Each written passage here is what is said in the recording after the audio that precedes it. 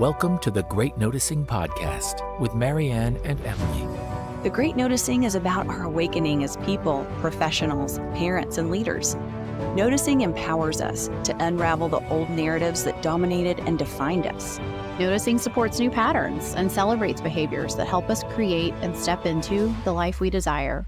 What are you noticing lately?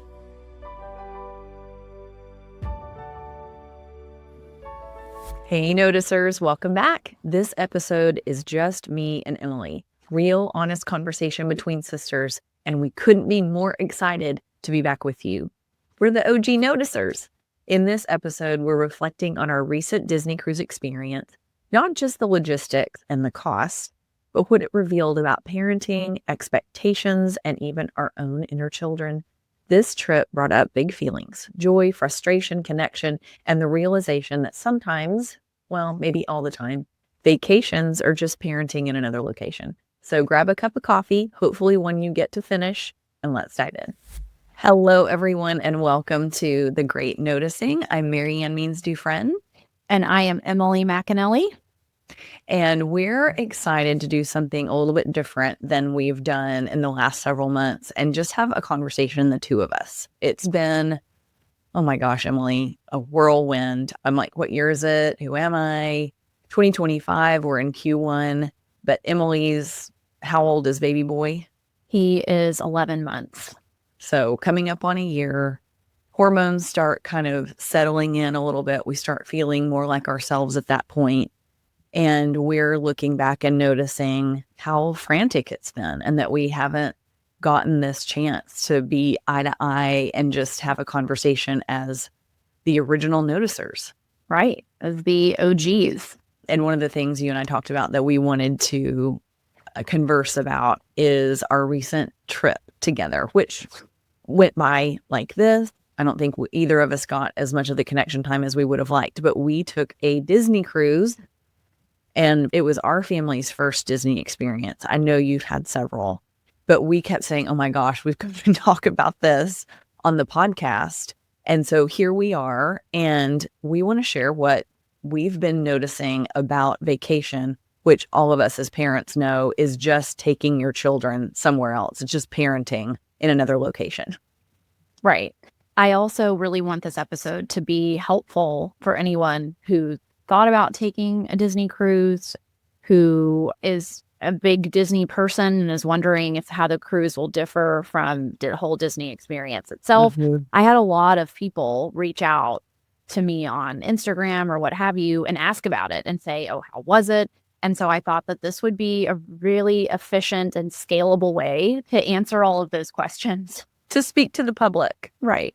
All of our fans are desperate to know. Millions. How the Disney cruise went. And MaryAnn, I was thinking that we could start off and reversing the whole good, the bad, and the ugly and turn it into the ugly, the bad, and the good, because I'd like to end on a positive note, because I think overall, I would say it was somewhat of a positive experience, at least from my perspective. But I would love for you to go first with what was your ugly?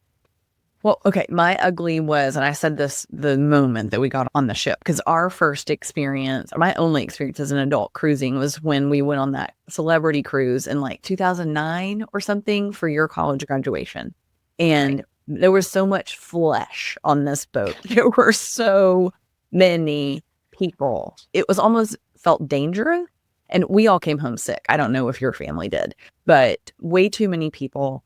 And the food was really mediocre, which was not what I expected, and maybe I should have. So those were the top two things. After 24 hours on the boat, I was like, okay, all right, here we are.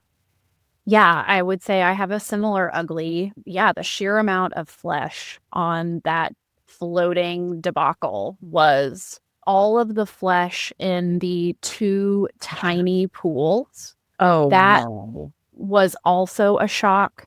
There was one point where Vivian and Cora were just begging / screaming / hysterical that I get in the pool with them. We got into this like whirlpool of tiny flesh and urine and warmth and just grease.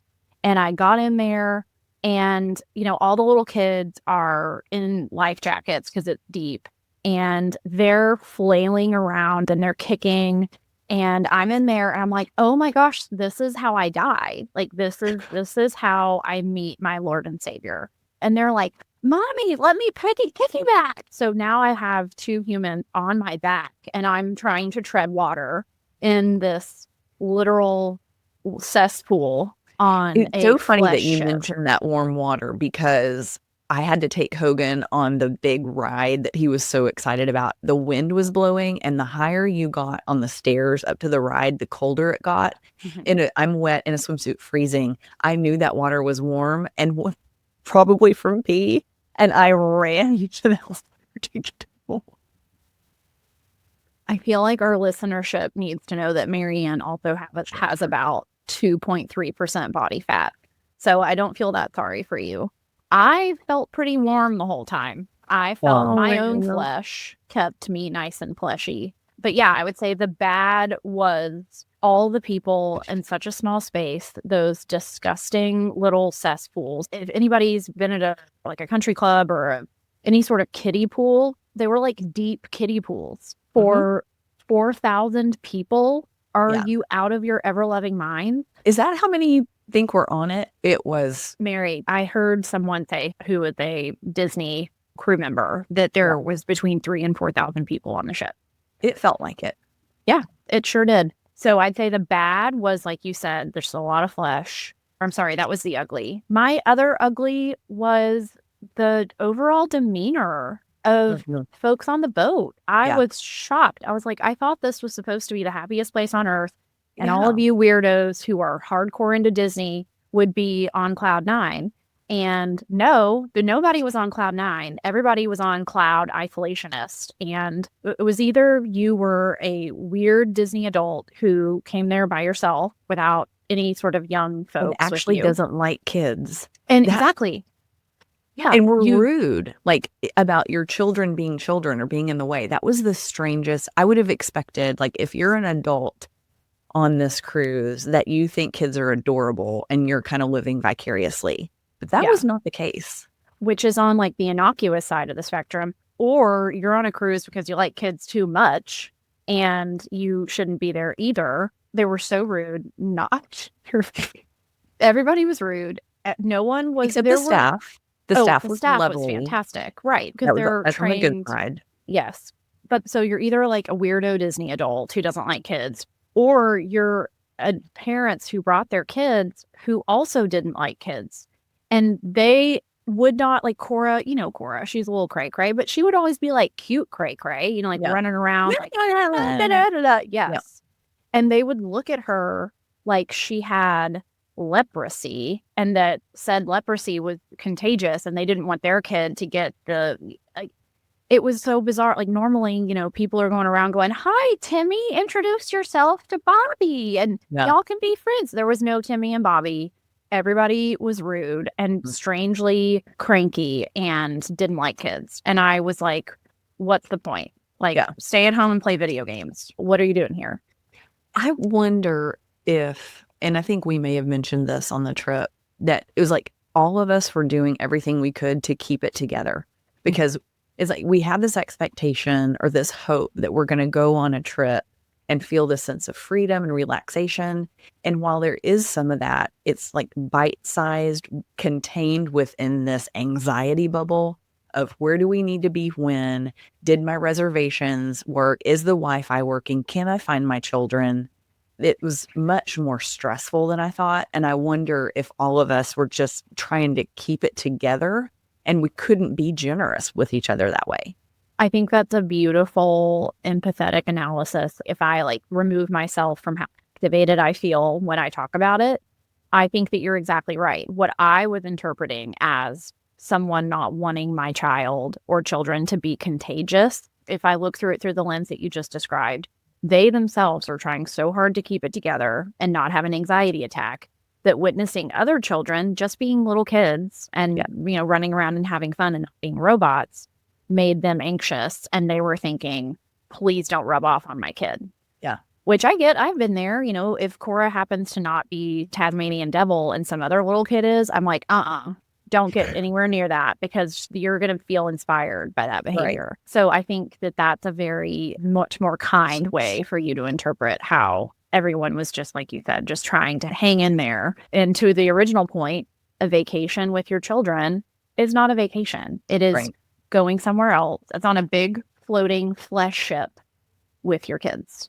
And you mentioned people just generally not being friendly. I experienced that too, not for the most part. I mean, there were moments where you'd make eye contact with somebody when the kids were being cute and share that moment of appreciation.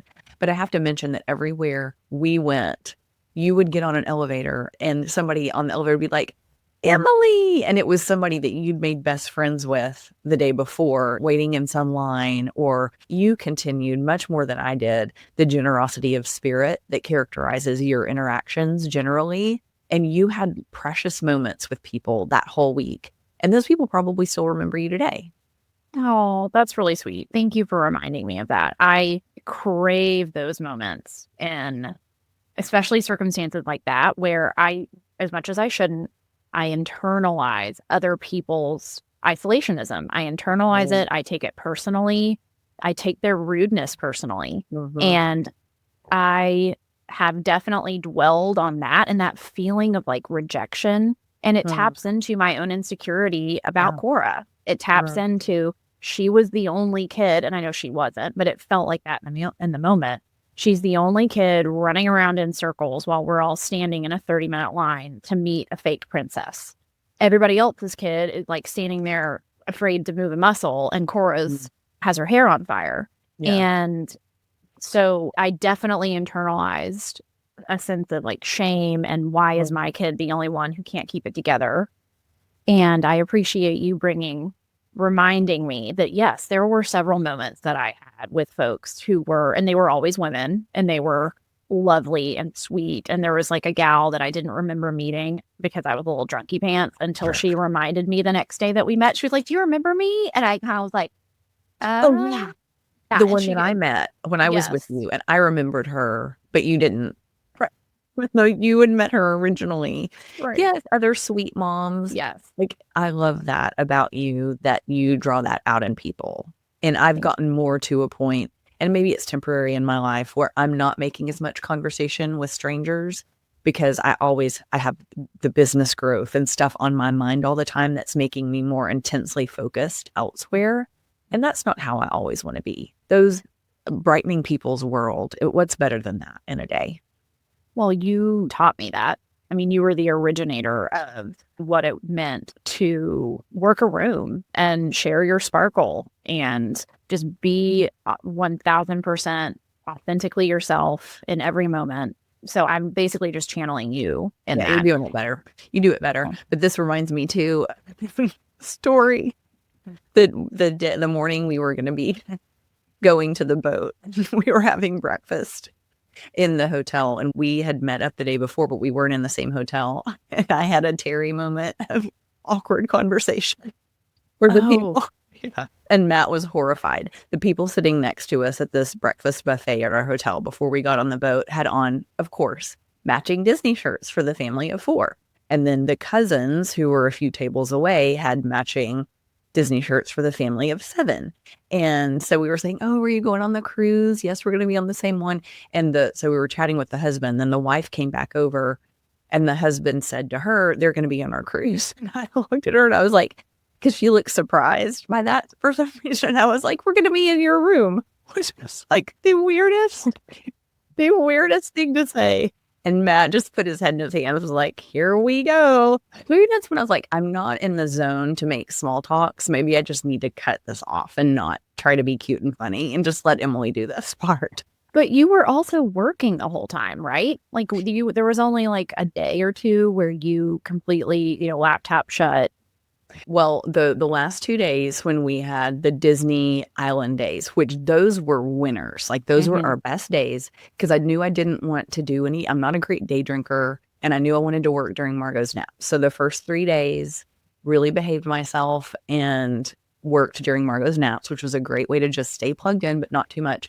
And then the last 2 days, we did the Disney Islands where we did the cabana. Highly recommend that. Wait, we got to save that for the good. We're Okay, still sorry. in the ugly. Yes, sorry. I kind of like to go back and forth, mix it up a little bit. The kids loved it. And those days, I only brought my laptop the second day because I tried to convince you to go ahead and do some podcast recordings. Remember that?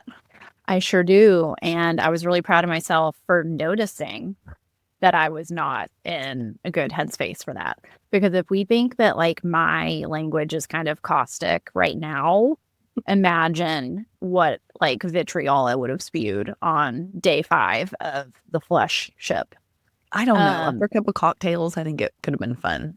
True. I'm sorry. Well, you know what we have to do?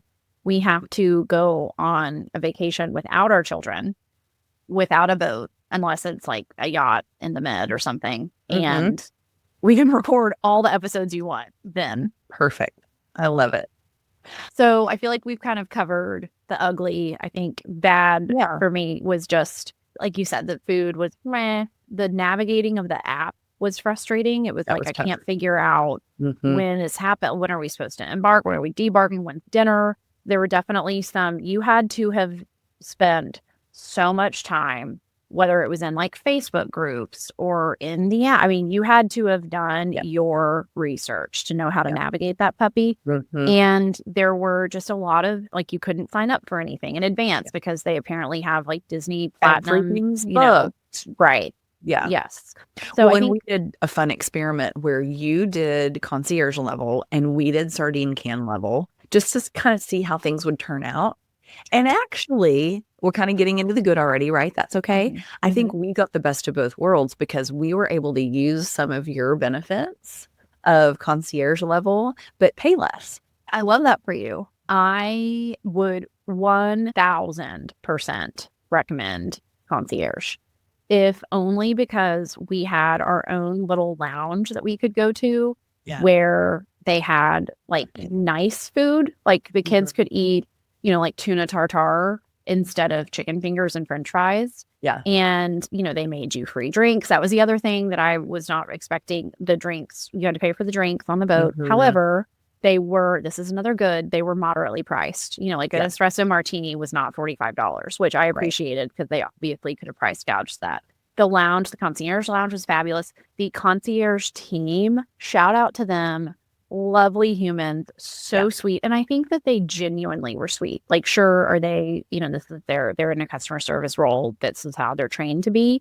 But I felt like they were genuinely engaged, genuinely cared about our experience. They were able to get us into the cabanas when they had previously, you know, the cabanas on the Disney Island things, when they had appeared to be sold out previously.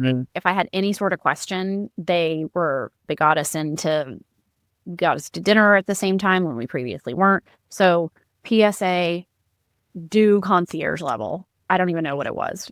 Like, I don't know what the price difference was, but it was 1000% worth it. Yeah. PSA, get someone in your broader party to do concierge level so you don't have to pay for it, and then do little upgrades. No, honestly, I do think we probably wouldn't do concierge level unless like we were living a different life. But looking at different upgrades, like the night that we did the dinner at Palo, that was fantastic. The food was amazing. It was an additional probably $300. So it was an additional expense, but not an additional $1,000. Doing the cabanas was a fantastic upgrade. So I think for those of us that are budget conscious, looking at upgrades rather than doing the complete concierge level is a great way to go. I think we should talk about, just in the interest of transparency, what exactly everything cost. I don't know. How much was the sardine can version? I think it was about like $7,000 all in. And that was for 2 adults and 2 kids. So, and I know it varies according to the cruise. Like some concierge level cruises are like 30 grand versus 8 or I think mine was only 10 for. Ours was between 6 and 7. And then we had to do airfare and all that stuff. Right. So yours, I think, was just shy of 10. And then your airfare. So it was a $3,500 spread probably. Okay. And then we did a cabana on you did a cabana one day, I did the cabana the other day, and they were each 900, right? Yeah. Yeah. The only reason I'm saying this is because if I were listening to this right I would now, wanna I would know. want Yeah. to know. But this was as expensive as a trip to Europe. So I did the Bippity Boppity Boutique for the girls, which is where they go in, they pick out dresses, they do their hair and makeup, they get sprinkled with some Bippity Boppity Boop. That was $250 each for each girl. And I'm like, of course, I can't help myself. I look at their dresses and it's like made in China. Of course it's made in China, but Right. I would like gross. And so that was $250 each. We did the tea. So you do like the Bippity Boppity Boutique first, and then you do the tea where the princesses come in and talk in their princess voice. And that's basically it. They just come in and they go, hi, and they like sign your little books. And that I think was like $100 per person. So another $300 to do the tea. Yeah. Then every little thing was extra, essentially. Yeah. I mean, like Yeah. meeting the princesses, you stood in line and you got to meet them and take your picture. Like that was cute. That was free. Meals were free. Alcohol was not free. So all in all, I spent another $4,000 on the ship. Yeah. I was going to ask you, this is funny now that you bring that up. We got our folio and it was around like another $4,000. And I was like, what in the world? And I was looking at it and there were a few concierge charges. And I was like, is Emily's on here? I'm going to have to ask her. Like it would have been an $8,000 folio. I think those were the drinks that we got the cabana days, because that was probably the concierge staff. I cannot, like, we expected it to be half that.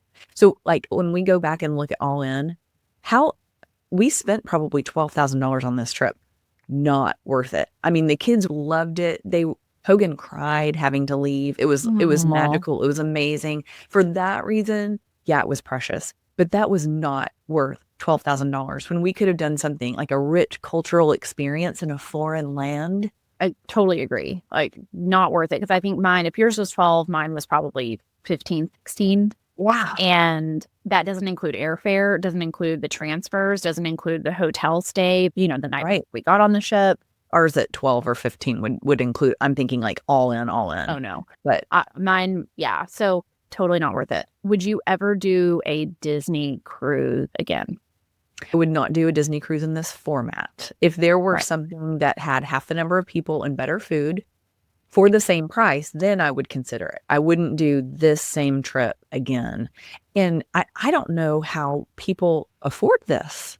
Like, people who do this multiple times a year, are they all investment bankers on this boat and we just didn't realize it? Like, first of all, I would not do this whole Bahamian Disney version again if you like. I can't even think of a reason to do it, but never do this again.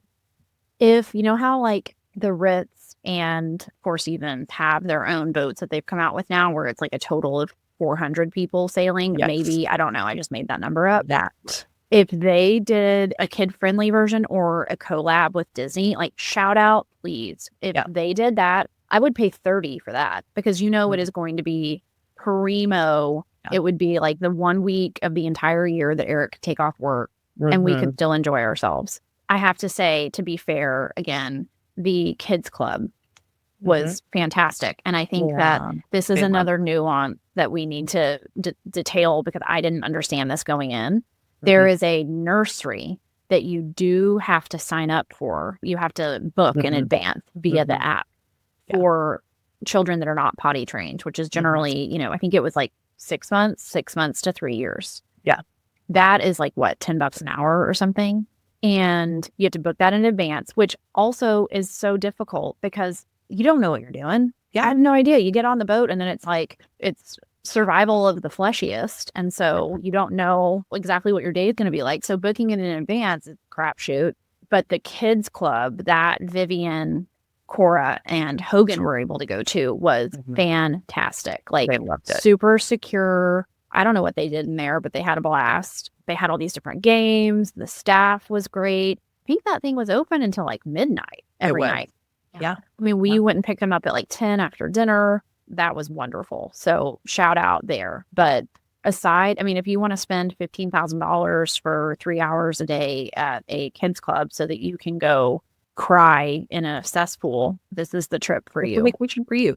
And I wonder if the next thing to try is Disneyland in California, like a few days at the resort. You can be there and enjoy that, but take more time and then enjoy California as opposed to Florida. And y'all have done Disneyland, right?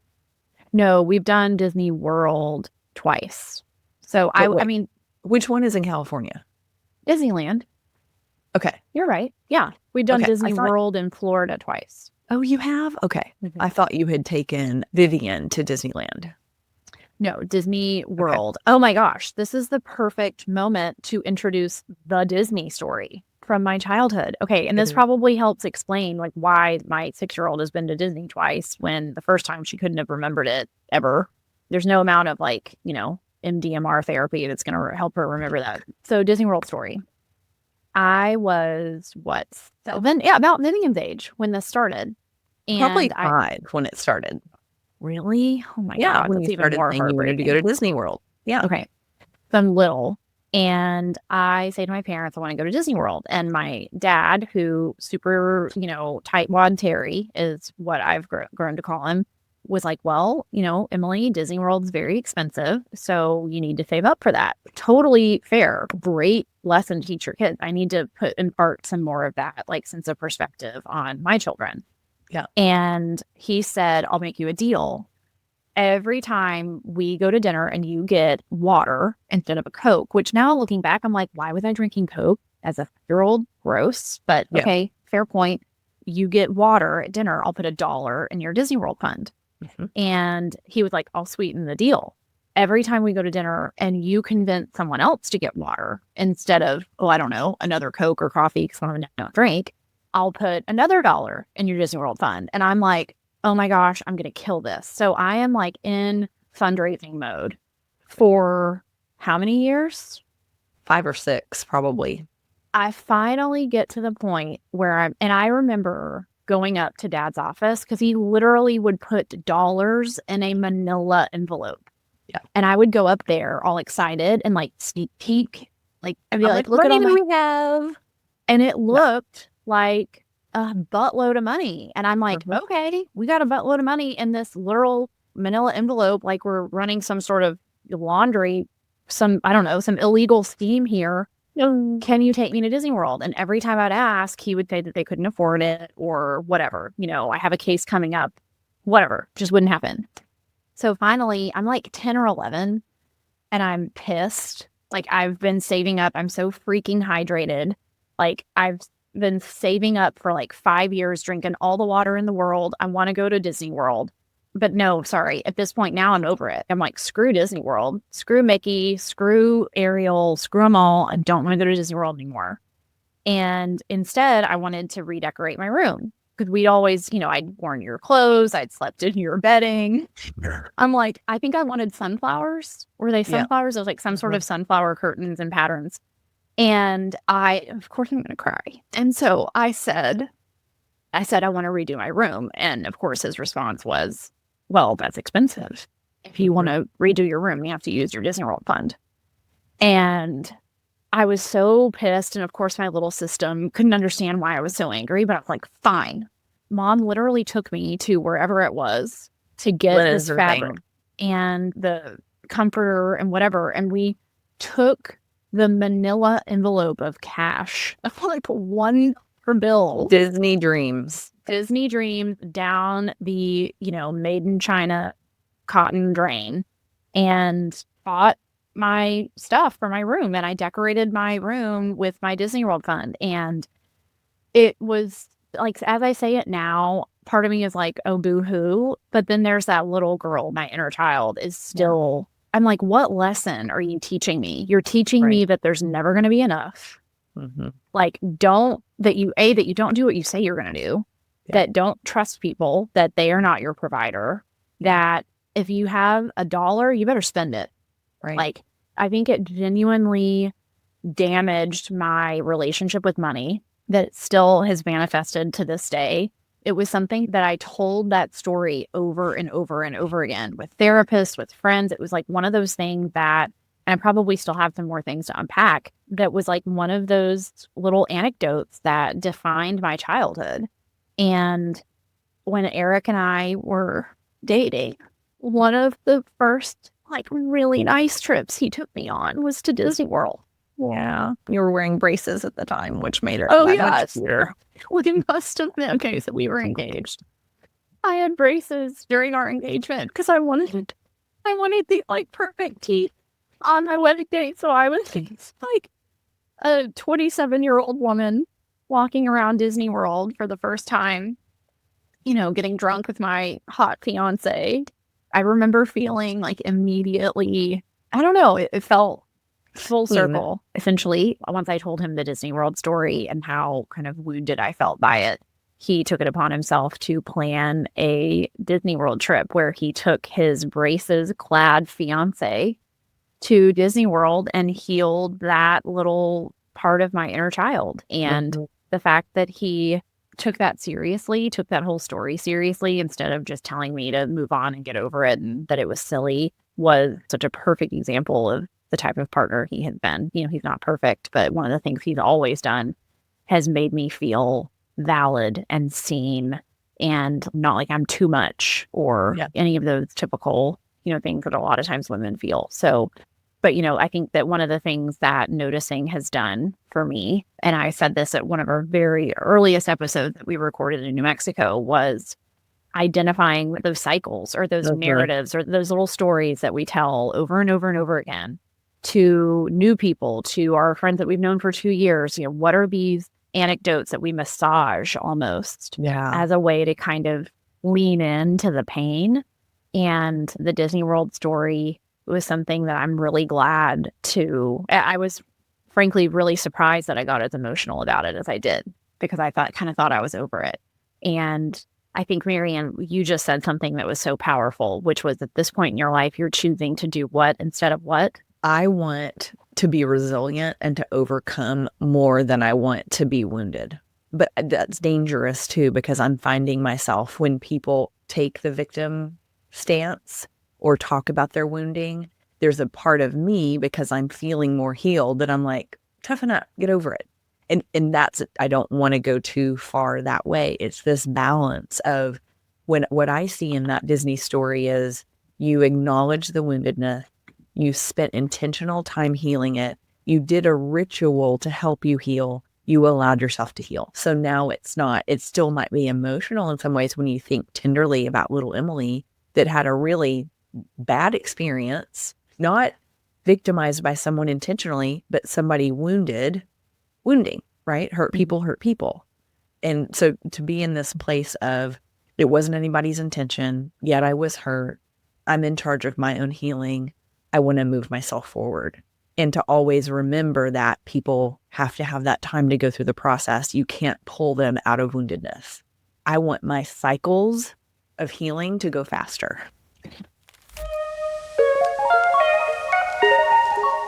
Hey, noticers, it's a new year. Why not start it with your best skin yet? If you've never experienced the magic of Hannah Azul Korean skincare, you are missing out. Myung Chong has been working her skincare magic for 27 years, creating what's now famously called the Hannah Azul Glow. I've been seeing her for years, and let me tell you, the results are real. My skin feels smoother, brighter, and just better. Her products are packed with medical-grade ingredients that take your glow to the next level. So if your skincare routine could use a reboot, or you just want to feel incredible in your own skin, visit hannahazul.com. That's HANNAISUL.com and see what the hype is all about. Be sure and visit Myung really soon. Trust me, your skin will thank you, and so will future you. Yes. Oh, Mary, you're so talented. Like, I even just listening to that, I was tearing up again. Because I think like one of your gifts is acknowledging what someone's saying, acknowledging what they're going through, acknowledging what an organization is going through, holding space for that with compassion, and then saying, okay, how do we move into something even better? Yeah. And that is such a beautiful way of being that you've been able, frankly, to monetize. So bravo.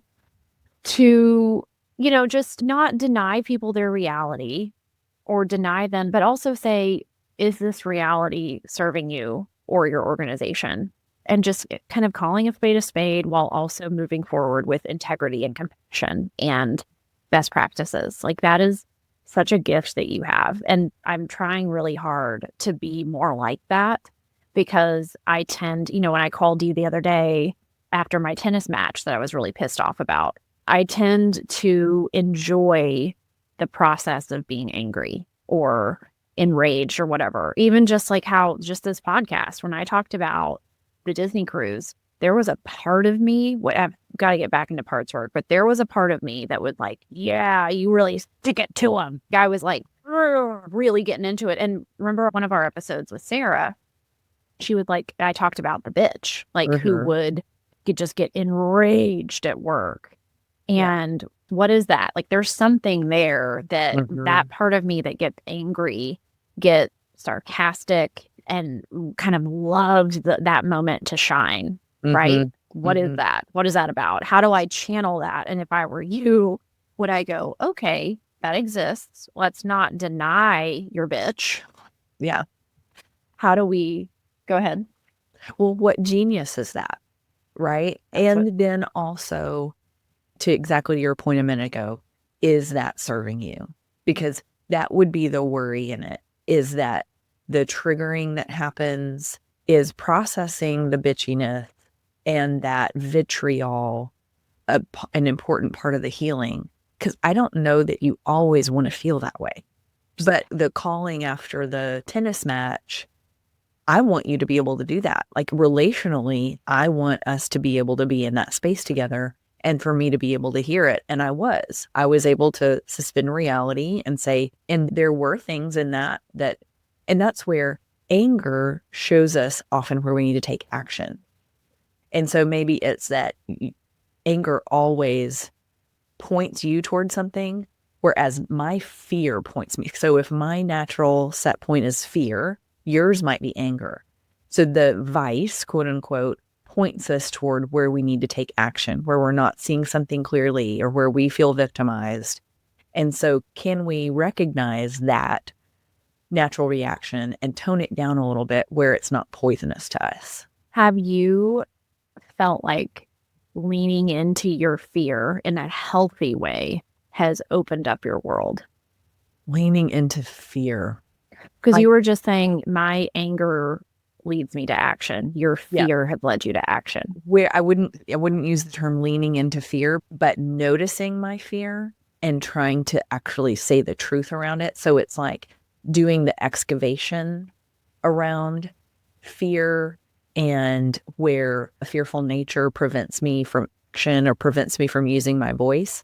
Excavating that and figuring out what that's about and retelling stories absolutely changed my world. And that's what my experience has been over the last 6 or 7 years, is stepping into my own voice and not listening to the harsh critic as often and being willing to take chances, really fueled by what God says about me and what the possibilities are for my life and what he can do through me. I love that. I'm just imagining how we both have taken what leads us to action. And I think I haven't formed my thesis around mine as thoroughly as you have around your fear yet. But I like myself more now than I ever have. And I'm more confident than I've ever been. And I think that people who've known me since whatever would always describe me as being confident, but it wasn't real 5-10 years ago. It was me. It was my mask. I wouldn't say it wasn't real. That was a part of you. But it was, and there were moments where that was authentically what you were feeling, but it wasn't pervasive the way it is now. Yes. And I don't mean I would like some self-esteem less person 5-10 years ago, but I think that there was a lot of self-doubt and a lot of just, I think the easiest way to describe it, and this isn't, if Eric ever listens to this one day, I don't want him to take this too literally, but like, when you're dating and you care so much about whether someone else likes you that you don't take a second to ask yourself whether you actually like them. Of course. Yeah. I was in that place, basically until I met Eric. And I just kind of dated everybody. I mean, there were some guys that I rejected because it was like pretty clear. But for the most part, I was like, I just want to be loved and adored. And I want you to be obsessed with me so badly that I'm not confident enough. I'm not rooted and grounded enough to decide whether you're someone that I really want to spend time with. Right. And I think that I don't know how we got off on this after this is our Disney review, but this is what I love about the podcast. We usually go into some sort of, let's talk about your inner child and your woundedness. We can come back to it. I think what you were saying, I think, is a reflection of survival. And if we look at what we need to do as children, what we interpret in our environment in order to survive, especially in our situation, it was important that we please other people in order to get approval and to be able to move forward in the world. And so I'm so happy that we're reaching an age and reaching an ability where we're resourced well enough to say, I actually care more about my needs and about how I can be bigger and do more and be more powerful in the world, because it's going to make everybody's outcome better. This is something too that I am, as a mom, trying so hard to make sure that, like when you were saying earlier, there are things like Vivian's the older sensitive one, right? So she starts to get a tummy ache and like she's sobbing, and I'm like, okay, do we need to go take a poo-poo? Like, do we need some Ducalat? Like, what kind of pain is it? Is it a sharp pain? Is it but really I'm like, oh my God, you're sobbing because your tum-tum hurts. Like, can we, and then I start to think, oh my God, is she going to be a weenie for the rest of her life? Like, how am I going to, then in the moment, I'm imagining when I was her age, part of me, I think maybe this is, again, the anger. I have this like constant like underlying rage that I'm trying to contain at all times, because my rage-filled part hears her complaining and sobbing about her tummy ache, and I process it, and part of me goes, okay, you've got to handle this in a way that she feels heard and validated, and you've got to be this motherly figure who's showing her compassion and not making her afraid to be honest, or making her feel like she has to always be happy or deny her feelings or whatever. Like, she gets to exist as she is. Right. So there's that part of me that's like very consciously processing it and analyzing it. Then there's another part that's like, there is no way I ever came into the kitchen sobbing about my tum-tum hurting because I had a big poo-poo. Like, nobody would have heard that. Nobody would have heard that. Like, it just wouldn't have happened. Maybe Nanny, but so there's a part of me maybe that's angry that I didn't get to ever be a weenie. Was I ever a weenie? I don't remember ever getting to be a weenie. I don't think you were a weenie. I don't think that was a part of our household dynamic. But, I think it's just by degree. So I don't know that you feel angry about that. It's probably annoyance. Because Hogan does the same thing, and I get annoyed because he's crying about something constantly, because his reaction to things is sadness. Margot's reaction is anger. Mm-hmm. And you can see that when they get frustrated or whatever, how that's coming out. I'm like, this is so interesting. It's the exact same thing. Vivian is Hogan. Cora is Margot. The funniest thing that I've witnessed being on a Disney cruise, taking it full circle, is how much y'all think Margot is like such a handful. And I'm like, have you seen Cora? Like, are you kidding? Margot sits there with like her little fingers in her mouth, like silent most of the time. And then she'll have like little outbursts every now and then, but she's sitting there like looking around, like taking it all in, and cute as a freaking button. And then Cora is literally on the cruise going up to adults out of nowhere going, hey, poopy butt face, butt head, butt face, butt poop. And did you witness this? Did you witness it at one point? I did see her talking to one of the adults that doesn't like children and asking that person's name, and it didn't go so well. Yes. She go, what's your name? And then they like don't engage, and she'll go, like, she'll literally like do that. And part of me, I'm like, with those people, I'm like, that's fine, Cora, here, get after them. Like, they sucked. And then there was another time we were in the elevator, and there was a man who, again, was there with his wife and no children. And she just took her hand and placed it on his butt. Yes. And I had to, and she goes, that's a daddy butt. And I was like, yep. I was like, Cora, and he didn't react. Like he didn't, like and I can imagine he would like, oh my God, what do I do? What do you do? Right. But he could have at least like laughed or something, but he was just like, and then there was another time we were on remember that ridiculous like train car thing that they made us sit on for like an hour when we could have just walked 10 feet to the second cabana place? Yeah. And there was a guy that got on. Do you remember this? And he didn't have a shirt on. That daddy naked. She ever does anything, but like if she drops her popsicle or something, she'll go, like first she'll scream and then she'll go, ah, damn it.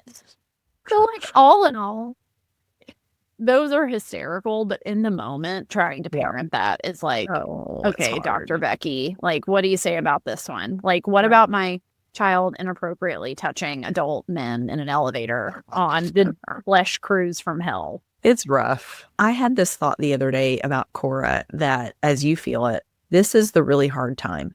And in about 5 or 6 years, she's going to be so funny. You're going to be enjoying her so much. I don't know exactly the timeline, but that's what I predict, is that she is going to be hilarious, keeping you guys just in stitches. And this is just the tough time. And what other parents say is every kid has a tough time. Yeah, I know you're right. And it is the one thing that scares me a little bit about Coco is she doesn't like, as much as like Vivian's empathy dial is turned all the way up to like 110%. Cora like does not have an empathy dial, and instead she has I want to test you. I want to kind of like see what you're going to do if I make this inappropriate comment. Or like there was one night that we were behind that I would point out. I thought that the Broadway shows were really well done. Really like great. Yes. And I loved the retell. So that one night they did Aladdin, and in the retelling, Jasmine got to rule alongside her father and didn't have to be subjugated to the male dynasty. I was like, all right, yeah. They did have some like creative allowances according to updating the narrative to 2025 standard. And the shows were really well done. And there was one night that, they give you popcorn before and they're going around like you're at a baseball game going like, drinks, who wants a beer? And you're like, I'll take some, gallon of champagne. And I would order like 3 glasses of champagne at once. And all the people that had these like constant, like the look on everyone's face at that thing all the time. They all looked like they just smelled like a rotten egg toot constantly. I'm like, why does everybody have such terrible toot stink face? And I'd be like, yep, I got my 3 glasses of champagne. I'm going to guarantee you I'm going to enjoy, new like woke Aladdin than you are. And Coco has her popcorn, and there are these 2 women in front of us that she had tried to say hi to. And again, they weren't really having it. They were like, by the way, this is before the show starts. So like lights are on, the hot dog and champagne people are walking around shouting at you. And she, like, they didn't really engage with her. And I guarantee you her little brain was like, takes some popcorn, puts it down this woman's back in her shirt where she didn't feel it. Like, she didn't feel it, but it was in her shirt, like, in it. And I was like, I'm sorry, lady, you were a bitch. Like, you get what you get. It's delicious popcorn. Hogan's giggling back here at the story that you're telling. Hi, Hogan. Sweet This boy. is a recording buddy, so you have to say hi. Hello, listeners. This is Hogan. Hogan, Mrs. Newcomb, Hogan is, as you know, has a fever and is home from school. And so this is what mommy does while Hogan's watching TV is podcasts. We're about to take over the world domination podcast. Right. Would I do this again? No. Was I so glad that you were there with me and we were in the trenches together? Am I glad that we can have this story to tell and laugh about? Yes. Absolutely. If you're going on one of these things, make sure you got to get a cabana. I would say go ahead and get the concierge level thing. I thought it was worth it because it enabled you to get into things that you couldn't get into just using the app, because everything sold out within like 2 seconds because a lot of people were apparently like Disney, platinum llama level or whatever. So Kids Club was fantastic. You don't have to sign up for Kids Club ahead of time. You can just show up and throw up, and they have their little wristbands, and you're like, bye-bye. The food sucked, except for the high-end restaurant that we went to the last night. That was 1,000% worth it. Those were my takeaways. Yeah. Flashy boat trip, not for me. Anything you would do differently? Maybe we wrap up with that. I could have been more engaged from the second that we booked it. I would have reached out to concierge first and said, I've never done this before. Tell me what the heck to do. You know, I just didn't know what I didn't know. So I didn't know what questions to ask. If I were to do this again, I would go on a much smaller ship to a more niche location, because I think the Bahaman one, I'm sure like the Caribbean and the Bahamas are like that's for the masses. I would go to like some random, island off the coast of Russia or something that nobody wants to go to. Yeah. Which Disney doesn't go to. So that brings up, would you do another cruise? Not unless it was like a tenth of the size and on a completely different, again, like if it was a collab with like the Ritz yacht. Yeah. I want to go to a resort like in the next 6 months so I can have a direct comparison of is it better to have more space and not be around so many people and have all the amenities of a cruise ship, but on land? Yeah. I would go on a vacation again. Yes. I'm not, but I mean, I want to do a family resort soon so we can say, okay, here was the cruise experience, here was the resort experience. Right. I mean, like if you go to any Ritz anywhere, they have like the Ritz kids or whatever. Yeah. Or I would go on another trip with kids, but bring our au pair who's arriving in April. So please, Lord. Yes, I would do that.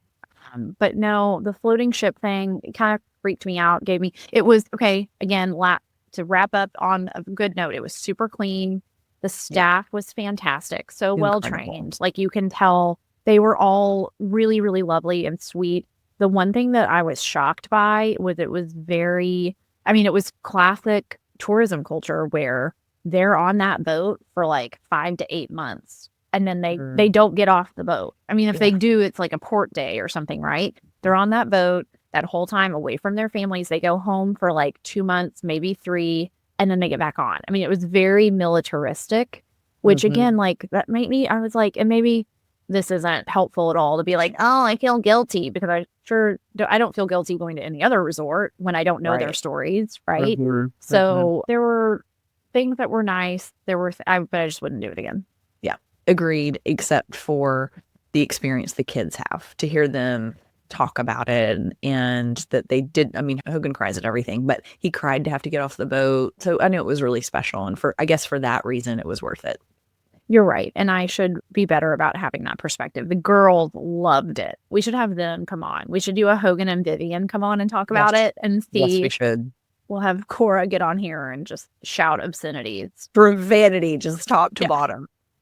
Yeah, okay. So that'd be great. So in the meantime, all right. So everybody, this has been the Disney Cruise Review. If you've been on a Disney cruise or you're planning one, tell us your best tips and your stories using hashtag The Great Noticing, or send us a direct message on Instagram when this one is coming out, so that we can refer to those when we have Hogan and Vivian come on and talk about their magical Disney moments.